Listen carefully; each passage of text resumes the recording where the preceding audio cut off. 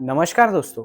वक्फ amendment act उर्फ उम्मीद act रात को 2:30 बजे लोकसभा में 12 घंटे की डिबेट के बाद और राज्यसभा में 14 घंटे की हीटेड डिबेट के बाद पास हो गया था। कई लोगों का कहना है कि ये एक्ट लैंड ग्रैब करने के लिए लाया गया था और कई लोगों का कहना है कि ये एक्ट एक रेवोल्यूशनरी एक्ट है।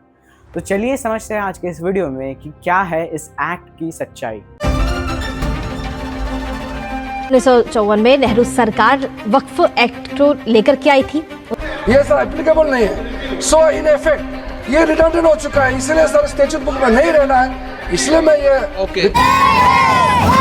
ये तस्वीरें जो है वो सामने आ रही हैं। बत्ती गुल अभियान वक्फ संशोधन अधिनियम 2024 का विरोध करने के लिए लाया गया है। On the Constitution and a move targeting Muslims. Waqf properties sir are not public properties. 8,500 से ज्यादा संपत्तियां हैं। The Waqf Amendment Bill has intensified the long-standing dispute between the Union government and the AIMPLB-backed opposition parties.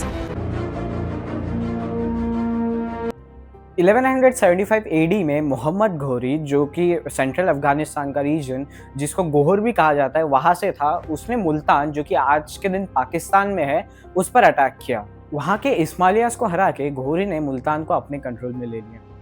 Multan में एक जामा मस्जिद था जिसको घोरी ने 1185 AD में 2 विलेजेस वक्फ कर दिए। उसे भारत का पहला वक्फ माना जा रहा है। वक्फ करना मतलब क्या होता है? वक्फ करना मतलब आपने अपनी प्रॉपर्टी अल्लाह के नाम पे कर दी है। वो एक तो रिलीजियस पर्पस के लिए या चैरिटेबल पर्पस के लिए यूज़ की जा सकती है। वक्फ का कॉन्सेप्ट कंटिन्यूस चैरिटी के लिए लाया गया था। इसका मतलब ये है जो कि वाकिफ़ है। वाकिफ़ मतलब वो होता है जिसने अपनी ज़मीन वक्फ में डोनेट की है, उसके मरने के बाद भी वो उसकी प्रॉपर्टी उसी चैरिटेबल पर्पस के लिए यूज़ की जाएगी। इसलिए हम वक्फ की ज़मीन को कभी बेच नहीं सकते, क्योंकि once a Waqf always a वक्फ, ये कोर्ट ने भी ऑन रिकॉर्ड कहा है। 2005 में सच्चर कमेटी का गठन किया गया मुस्लिम कम्युनिटी के एजुकेशनल, सोशल और इकोनॉमिक स्टेटस को एग्जामिन करने के लिए। इस कमेटी ने अपनी रिपोर्ट 2006 में सबमिट की और इस कमेटी में पूरा एक चैप्टर था वक्फ को लेकर। उस कमेटी ने अपने रिपोर्ट में बोला कि देश में उस समय मतलब 2006 में 4.9 लाख वक्फ प्रॉपर्टीज है, जिससे सिर्फ 163 करोड़ की ही इनकम जनरेशन हो पा रही थी। कमेटी ने ये कहा कि कम से कम 12,000 करोड़, जो कि वक्फ संपत्ति का 10% होता है, उतना तो कम से कम वक्फ ने जनरेट करना चाहिए था। देखिए, वक्फ के लिए रेवेन्यू जनरेट करना इतना आसान भी नहीं है, क्योंकि उनकी कई ज़मीनें बंजर है, कई ज़मीनों पर ग्रेवयार्ड्स है और कई पर मस्जिद है। तो फिर उनसे रेवेन्यू नहीं आता है, उनको उल्टा मेंटेनेंस के लिए पैसे लगते हैं। पर कभी भी 163 करोड़ ये भी बहुत कम हो गया। और 2025 में वक्फ का रेवेन्यू 166 करोड़ है यूनियन मिनिस्टर के हिसाब से। सच्चर कमेटी के हिसाब से 2006 में वक्फ के पास कुल 6 लाख एकड़ की ज़मीन थी। आज ऐसे माना जाता है कि वक्फ तीसरा सबसे बड़ा लैंड होल्डर है भारत का, इंडियन आर्मी और रेलवे के बाद। आजादी से लेकर 2013 तक इस्लाम जब से भारत में आया तब से जितनी वक्फ में भूमि वक्फ घोषित की गई वो 18 लाख एकड़ थी, जिसमें मुगलों के पहले से भी जो वक्फ हुए हैं वो सारे आ गए, क्योंकि दिल्ली में तो वक्फ सल्तनत काल में हो गया था। और 2013 का कानून आने के बाद 18 लाख एकड़ में 21 लाख एकड़ भूमि और बढ़ गई। तो यही बताता है कि 2013 के कानून में आपने ऐसी व्यवस्था करी जो न्यायपूर्ण नहीं थी। किसी की भी भूमि को आपने वक्फ घोषित कर दिया, चाहे भूमि हिंदू की थी। पर इसमें भी अपवाद है, क्योंकि अमित शाह जी का कहना है कि 2013 तक वक्फ के पास कुल 18 लाख एकड़ जमीन थी और बाद के 12 सालों में मतलब 2025 तक वक्फ के पास 21 लाख एकड़ और जमीन बढ़ गई। तो अगर हम 18 लाख और 21 लाख को जोड़े तो कुल निकलता है 39 लाख एकर्स।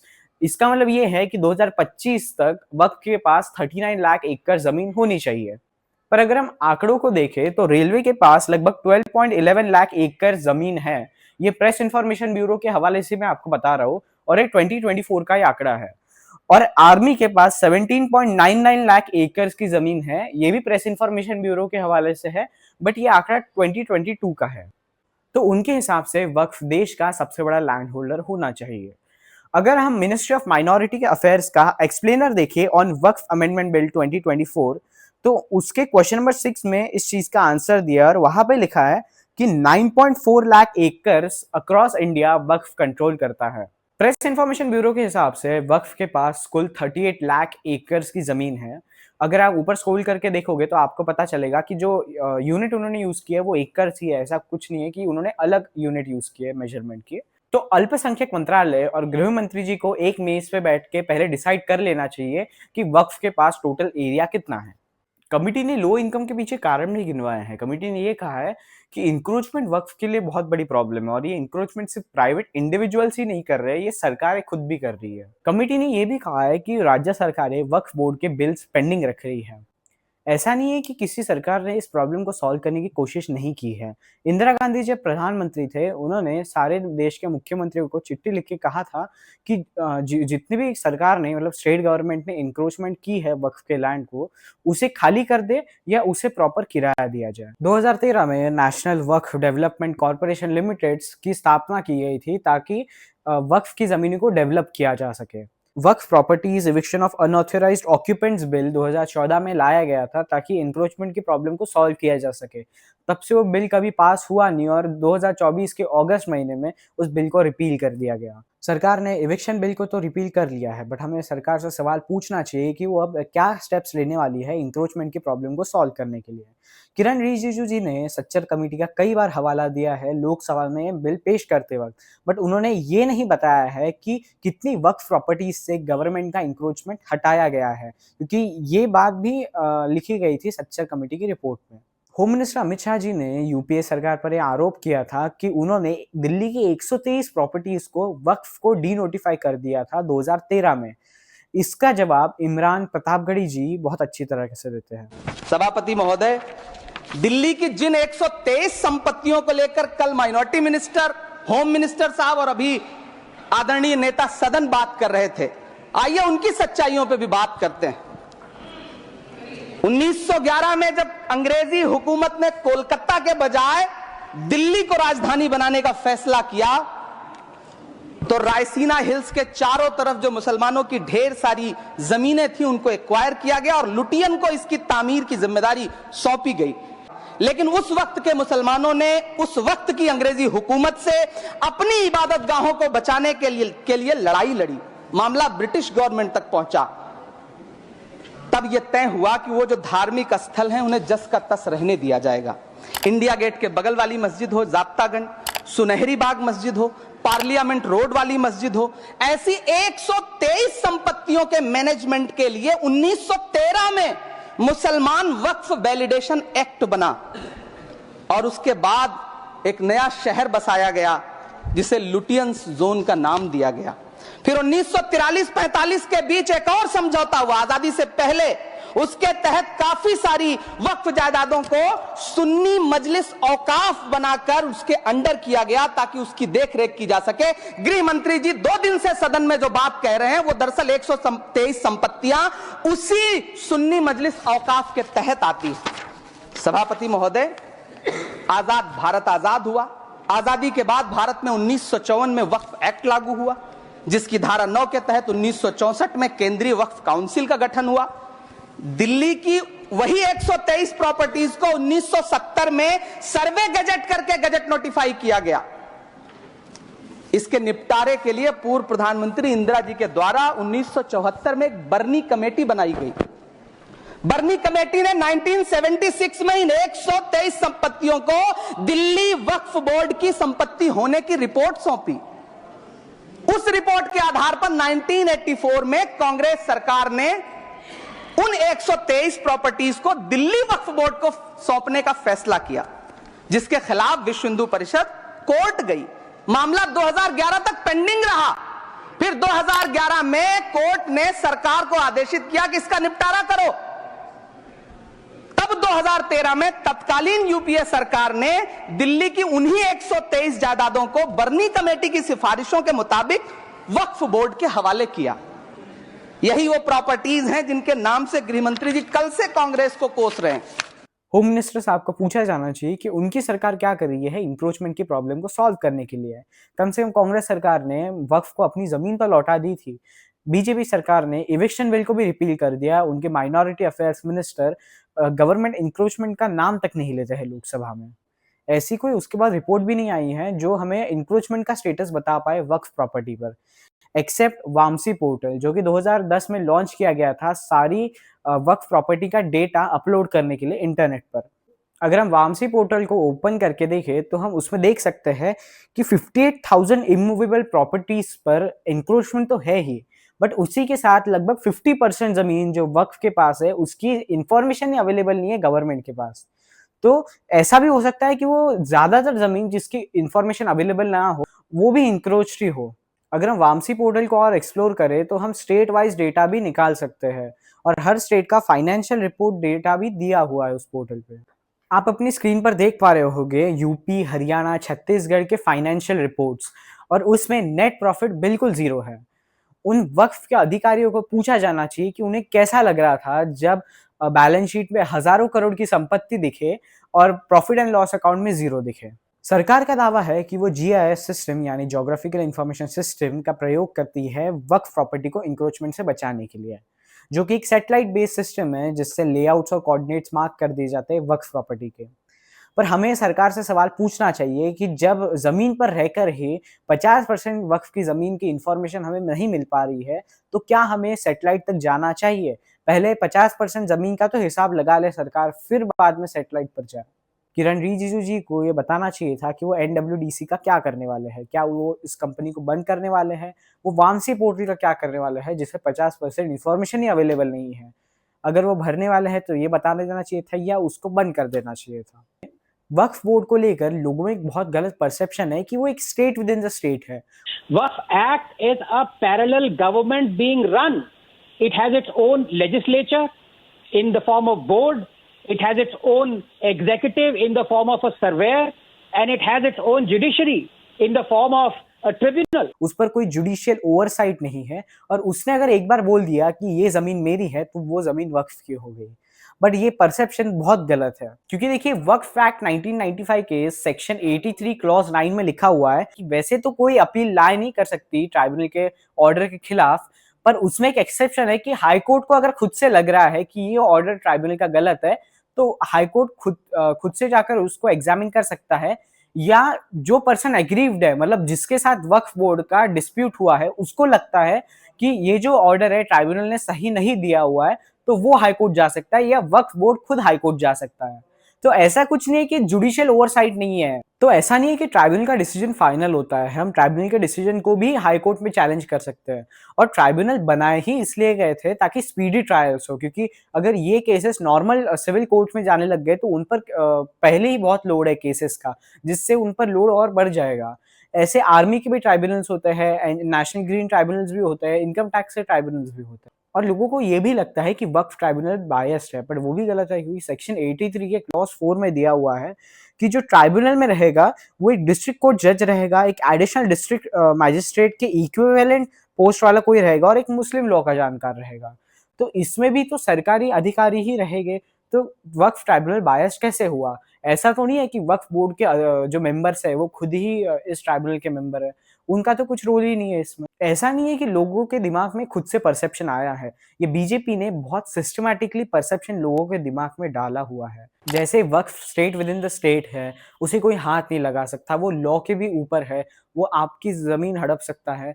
ऐसे बीजेपी के एमपी अनुराग ठाकुर जी लोकसभा में कहते हैं कि वक्फ बोर्ड ने बेट द्वारका, जहां श्री कृष्ण जी अपना राज्य चलाते थे और रहते थे, वहां पे अपना क्लेम किया है।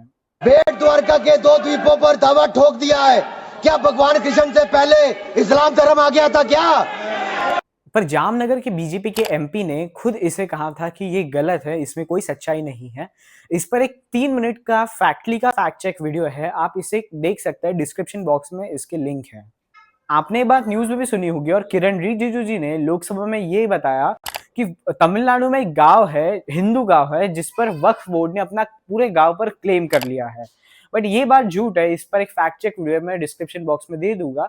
तमिलनाडु वक्फ बोर्ड के चीफ अब्दुल रहमान जी ने ये बताया था एक इंटरव्यू में कि ये बात गलत है, पूरा गांव 800 से 900 एकड़ का है, बट वक्फ ने सिर्फ 480 एकड़ जमीन ही क्लेम की है। और उस 480 एकड़ में जो एक टेम्पल आता है, उसके डोनर ने जब वो ज़मीन डोनेट कर रहा था, उस ज़मीन के डोनर ने वक्फ बोर्ड को बोला है कि इस टेम्पल को ऐसे ही रहने दिया जाएगा।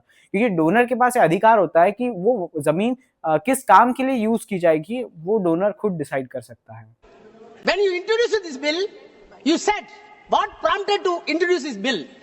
One of the classical examples that has been given by you, the reason for this bill to be piloted when you introduced in Tamil Nadu, in Tiruchirappalli district, entire village running thousands of acres were described as work property. JPC came into Tamil Nadu. The district collector came to depose evidence. And the secretary of the revenue department came to the evidence. CEO of the upward came to evidence. All three officers came to JPC. The chairman is sitting here. Deposed the evidence. The cock and bull story that has been built by you and expressed by you has been demolished. अब हम amendments की बात करेंगे नए bill के। तो सबसे पहला जो अमेंडमेंट आता है वो है inclusion of non Muslim members in waqf board and waqf councils. Abhishek Manu Singhvi ji press conference करते हैं और उसमें बताते हैं कि सरकार ने इस अमेंडमेंट से ये पॉसिबिलिटी ला ली है कि वक्फ बोर्ड और काउंसिल के मैक्सिमम मेंबर्स नॉन मुस्लिम हो। ये थ्योरेटिकली पॉसिबल है क्योंकि सेंट्रल वक्फ काउंसिल में कुल 22 मेंबर है, उसमें से 12 नॉन मुस्लिम हो सकते हैं और 10 को मुस्लिम होना पड़ता है। अगर आप इसको ध्यान से पढ़ोगे तो जो क्लॉज सी है उसमें जितने भी लोग हैं उनको मुस्लिम होना पड़ता है, बट बाकी के जो क्लॉजेस है उसमें उनका मुस्लिम होना जरूरी नहीं होता है। और बोर्ड में वक्फ बोर्ड में कुल 11 मेंबर है, उसमें से 7 नॉन मुस्लिम हो सकते हैं और 4 को मुस्लिम होना पड़ता है। हालांकि आप पीएनबी में एफएक्यूज में भी देख सकते हो और किरण रिजिजू जी ने ये लोकसभा में भी कहा है कि टोटल नंबर ऑफ नॉन मुस्लिम जो है वो वक्फ काउंसिल में 4 और वक्फ बोर्ड में 3 से ज्यादा एक्सीड नहीं कर सकते। भले ही ये एक्ट में नहीं लिखा गया वो चीज, बट ऐसा लोकसभा में तो उन्होंने कहा है। आंध्र प्रदेश के मुख्यमंत्री चंद्रबाबू नायडू जी ने इसी साल मार्च में कहा कि तिरुपति टेम्पल ट्रस्ट में सिर्फ हिंदूज ही होने चाहिए, बाकी के 18 नॉन हिंदूज को उन्होंने रिलोकेट कर दिया। पर जब वक्फ बोर्ड में नॉन मुस्लिम्स के इंक्लूजन की बात आई तब टीडीपी ने ये बोला कि ये राज्य सरकारों पर छोड़ देना चाहिए। उसके बाद टीडीपी ने जब ये बात उनकी मानी नहीं गई तब उन्होंने 3 लाइनर व्हिप जारी करके सारे एमपीज को इस बिल को सपोर्ट करने के लिए बोला है। पर चंद्रबाबू नायडू जी को ये सवाल पूछा जाना चाहिए कि जब नॉन हिंदूज तिरुपति ट्रस्ट में काम करते हैं तब उन्हें प्रॉब्लम होती है, बट जब नॉन मुस्लिम्स वक्फ बोर्ड में होते हैं तब उन्हें प्रॉब्लम क्यों नहीं होती है। ऐसे ही सवाल अभिषेक मनु सिंघवी जी अपने इंडियन एक्सप्रेस के लेख में पूछते हैं। वो पूछते हैं कि जब हिंदू टेम्पल ट्रस्ट में नॉन हिंदूज के अलावा किसी को रहने नहीं दिया जाता तो वक्फ बोर्ड में नॉन मुस्लिम के अलावा किसी को रहने क्यों दिया जाए। वो ऐसे ही कुछ एक्ट्स का हवाला देते हैं जिसमें नॉन हिंदूज को अलाउ नहीं किया जाता हिंदू टेम्पल ट्रस्ट का मेंबर बनने के लिए, जैसे Karnataka Hindu religious institution act, Shri Jagannath temple act, Mata Vaishno Devi shrine act, Tamil Nadu religious endorsements act, Kashi Vishwanath temple act, Sikh gurudwara act. Union minister इसके पीछे ये दलील लेता है कि वक्फ को वो इंक्लूसिव और सेक्युलर बनाना चाहते हैं। वक्फ कोई धार्मिक मामला नहीं है, बस वो मैनेजमेंट का मामला है। हम उसको बहुत ही सेकुलर इंक्लूसिव बनाना चाहते हैं। ये वक्फ बोर्ड का जो प्रावधान किसी मस्जिद, किसी मंदिर, किसी धार्मिक स्थल का व्यवस्था का कोई लेना देना नहीं है। ये सिंपली एक प्रॉपर्टी का मैनेजमेंट का विषय है। तो उनसे ये भी पूछा जाना चाहिए कि क्या वो सामने जाके हिंदू टेम्पल ट्रस्ट एक्ट्स को अमेंड करके उन्हें भी और इंक्लूसिव और सेक्युलर बनाना चाहेंगे, उसमें नॉन हिंदूज की एंट्री को परमिट करेंगे। अभी बात करेंगे नॉन मुस्लिम डोनर के एक्सक्लूजन की। इस अमेंडमेंट के बाद सिर्फ वही लोग डोनेट कर पाएंगे जो कि इस्लाम धर्म को प्रैक्टिस कर रहे हैं पिछले 5 साल। और सरकार जब इसे जस्टिफाई करने की कोशिश करती है जेपीसी की रिपोर्ट में, तो वो कहती है कि ऐसा इसलिए किया गया था क्योंकि जो नई वक्फ की डेफिनेशन है उसके हिसाब से मुस्लिम डोनर होना चाहिए। मतलब सरकार ये कह रही है कि हमने ये रूल इसलिए चेंज किया क्योंकि हमने वक्फ की डेफिनेशन चेंज की है। मतलब ये बिल्कुल ऐसा ही है कि आप किसी का गेम खेल रहे हो, उसने गेम की डेफिनेशन चेंज कर दी, उस बेसिस पे उसने गेम का कोई रूल चेंज कर दिया, और आप जब पूछते हो कि वे रूल क्यों चेंज किया तो वो बताता है डेफिनेशन चेंज हो गई है इसलिए। सरकार ने ये तो बता दिया कि डेफिनेशन चेंज हो गई इसलिए रूल चेंज किया है, पर डेफिनेशन क्यों चेंज किया वो नहीं पता चला है। मतलब सरकार बस घुमाने की कोशिश कर रही है, ये कभी नहीं बता रही कि वो रूल चेंज करने का लॉजिक क्या था पीछे। और मजे की बात ये है कि जेपीसी ने ये आंसर लिखा भी है सरकार का, इसको कोई काउंटर क्वेश्चन भी नहीं किया है। इसके पहले कोई भी धर्म का इंसान डोनेट कर सकते थे अपनी प्रॉपर्टी वक्फ में। इससे सरकार की हिपोक्रेसी साफ-साफ दिखती है। किरण रिजिजू जी एक तरफ बोलते हैं कि वो वक्फ को और सेक्युलर और इंक्लूसिव बनाना चाहते हैं और वो ये भी बोलते हैं कि वक्फ कोई धार्मिक मामला नहीं है, वो मैनेजमेंट का इश्यू है और फिर ये भी बोलते हैं कि नॉन मुस्लिम डोनर्स डोनेट नहीं कर पाएंगे। अरे भाई, प्रॉपर्टी मेरी, मालकियत मेरी, चैरिटी में मैं देना चाहता हूं, आप कौन होते हो कहने को नहीं दे सकते? ओवैसी जी ने एक इंपॉर्टेंट सवाल उठाया पार्लियामेंट में। उन्होंने कहा कि ये कैसे डिसाइड होगा कि 5 साल से इस्लाम धर्म को प्रैक्टिस कौन कर रहा है। 5 साल के लिए मुसलमान, मैं किरण रिजिजू से पूछना चाहता हूं, सर दाढ़ी रखे तो मुसलमान प्रैक्टिसिंग है या क्लीन शेव आपकी तरह है? तो बताइए हमको प्रैक्टिसिंग क्या होगा? अच्छा, किसी को पकड़ के मॉब लिंच कर दिया और बोले कि जेएसआर का नारा लगाया, और वो जेएसआर का नारा लगाया तो क्या मुसलमान रहेगा? नहीं रहेगा। या फिर देश के प्रधानमंत्री ने कहा था कपड़े देखकर पहचानो, तो क्या कपड़े देखकर आप कह देंगे? अच्छा, अगर कोई क्रिश्चियन हिंदू धर्म कबूल करता है तो क्या वो मंदिर को नहीं दे सकता प्रॉपर्टी? अब बात करते हैं वुमेन की इंक्लूजन की वक्फ बोर्ड और वक्फ काउंसिल में। एक बात ध्यान रखिए, सेंट्रल वक्फ काउंसिल जो है वो नेशनल लेवल पे है और वक्फ बोर्ड हर स्टेट में होता है। तो आप पीआईबी का स्क्रीनशॉट देख सकते हो जिसमें लिखा है कि 2013 के अमेंडमेंट एक्ट में ही ये कंपल्शन ला लिया था कि एटलीस्ट 2 वुमेन मेंबर्स होने चाहिए वक्फ बोर्ड और वक्फ काउंसिल के। आप उन एक्ट्स के स्क्रीनशॉट भी देख सकते हो। अब बात करते हैं सेक्शन 20 के रिमूवल की, जो कि एम्पावर करता था मेंबर्स को कि वो अपने चेयरपर्सन को नो कॉन्फिडेंस मोशन से रिमूव कर पाए। तो जेपीसी की रिपोर्ट में इसके पीछे मिनिस्ट्री ने ये जस्टिफिकेशन दिया है कि क्योंकि अब से नॉमिनेट किया जाएगा चेयरपर्सन को, इसके पहले इलेक्ट होके आते थे पर अभी सरकार नॉमिनेट करेगी, इसलिए फिर नो कॉन्फिडेंस मोशन का जो सेक्शन है उसे भी हटा दिया गया। मतलब मिनिस्ट्री बस घुमाने की कोशिश कर रही है। हम अगर पूछ रहे हैं कि आपने नो कॉन्फिडेंस मोशन को क्यों हटाया, तो वो बोल रहे हैं कि क्योंकि अभी नॉमिनेशन बेसिस पर होगा, अभी इलेक्शन नहीं होंगे वक्फ बोर्ड में चेयरपर्सन के लिए, इसलिए नो कॉन्फिडेंस मोशन को हटाया जा रहा है। बट इसके पीछे रीजन पता ही नहीं कि क्यों इलेक्शन को हटाया जा रहा है, क्यों इंटरनल डेमोक्रेसी को खत्म किया जा रहा है वक्फ बोर्ड के। तो इसलिए अभिषेक मनु सिंघवी जी इसे आर्टिकल 26 का ब्रीच कहते हैं, क्योंकि आर्टिकल 26 एक फंडामेंटल राइट है और वो हमें फ्रीडम देता है टू मैनेज रिलीजियस अफेयर्स। अब हम बात करेंगे सेक्शन 4 की, जिसमें सरकार ने अमेंडमेंट करके सर्वे कमिश्नर को कलेक्टर से रिप्लेस कर दिया। पहले समझ लेते हैं सर्वे कमिश्नर का काम क्या है और उसे लाया क्यों गया था। सर्वे कमिश्नर को 1954 के वक्फ एक्ट में लाया गया था ताकि वो सर्वे कर सके वक्फ लैंड की और वक्फ वो लैंड रिक्लेम कर सके जो इंक्रोच हो गई है। सर्वे कमिश्नर के पास वैसी ही पावर होती है जैसे एक सिविल कोर्ट के पास होती है, और आप उसके एग्जैक्ट काम और एग्जैक्ट पावर पढ़ सकते हो 1995 के वक्फ एक्ट में। पर जेपीसी में ये कंसर्न्स उठाए गए हैं कि पहले ही कलेक्टर बहुत ओवरबर्डन्ड है। ये 2005 में गठित की गई सेकेंड एडमिनिस्ट्रेटिव रिफॉर्म कमीशन ने भी बोला है। तो ऐसे में कलेक्टर को और काम देना सही नहीं होगा। और सेक्शन 3C का क्लॉज 2 ये भी कहता है कि अगर किसी प्रॉपर्टी पे डिस्प्यूट हो गवर्नमेंट और वक्फ बोर्ड के बीच में तो उसे कलेक्टर सॉल्व करेगा। तो ऐसे में ये भी सवाल उठता है कि क्या कलेक्टर का डिसीजन फेयर रहेगा। और उसी सेक्शन के क्लॉज 4 में ये भी लिखा है कि कलेक्टर की रिपोर्ट स्टेट गवर्नमेंट को रिसीव होने के बाद स्टेट गवर्नमेंट ऑर्डर देगी बोर्ड ऑफिसर्स को अपने रिकॉर्ड में चेंज करने के लिए। उसमें ऐसा भी नहीं लिखा है कि उसको ट्रिब्यूनल में चैलेंज किया जा सकता है। जब 1954 के बाद सर्वे कमिश्नर सर्वे कर रहे थे वक्फ के लैंड का उसे रिक्लेम करने के लिए, तब प्रॉब्लम आ रही थी लिमिटेशन एक्ट 1908 की। अभी तो 1963 का लिमिटेशन एक्ट लगता है, उस वक्त 1908 का लिमिटेशन एक्ट लगता था। लिमिटेशन एक्ट एक पर्टिकुलर टाइम लिमिट सेट करता है जिसके अंदर आपको अपनी केस डालनी पड़ती है अगर आपकी लैंड इंक्रोच कर ली है किसी ने। वो टाइम लिमिट के बाद अगर आप केस डालते हो तो वो एक्सेप्ट नहीं होगी और वो एडवर्स पोजीशन के थ्रू हमेशा के लिए उसके पास ही चली जाएगी उसकी ओनरशिप। अलग अलग केसेस के लिए अलग अलग टाइम लिमिट है, आप पढ़ सकते हो 1963 के एक्ट में। तो प्रॉब्लम ये आ रही थी सर्वे कमिश्नर्स को कि जैसे जैसे उन्हें पता चल रहा था कि ये जमीन वक्फ की थी और उसे इंक्रोच कर लिया है किसी ने, तब उनको पता चलता था कि वो इंक्रोचमेंट को वो टाइम लिमिट से ज्यादा हो गया है। तो एडवर्स पोजीशन के थ्रू वो उसको इंक्रोचर को ही उसकी ओनरशिप ट्रांसफर हो गई है। इसलिए फिर सरकार ने अमेंडमेंट करके ये लिखा कि वक्फ एक्ट पे लिमिटेशन एक्ट लागू नहीं होगा। तो वो सेक्शन था 107 जिससे वक्फ एक्ट पर लिमिटेशन एक्ट नहीं लागू होता था।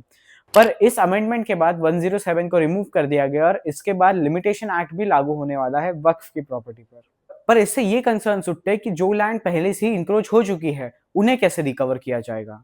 वक्फ एक्ट 1995 के सेक्शन 13 में ये लिखा है कि स्टेट्स शिया बोर्ड भी फॉर्म कर सकते हैं अगर शिया की जो वक्फ प्रॉपर्टी है वो टोटल प्रॉपर्टी के 15% से ज्यादा है या उनकी जो प्रॉपर्टी से इनकम आ रही है वो 15% से ज़्यादा है पूरे स्टेट के वक्फ से।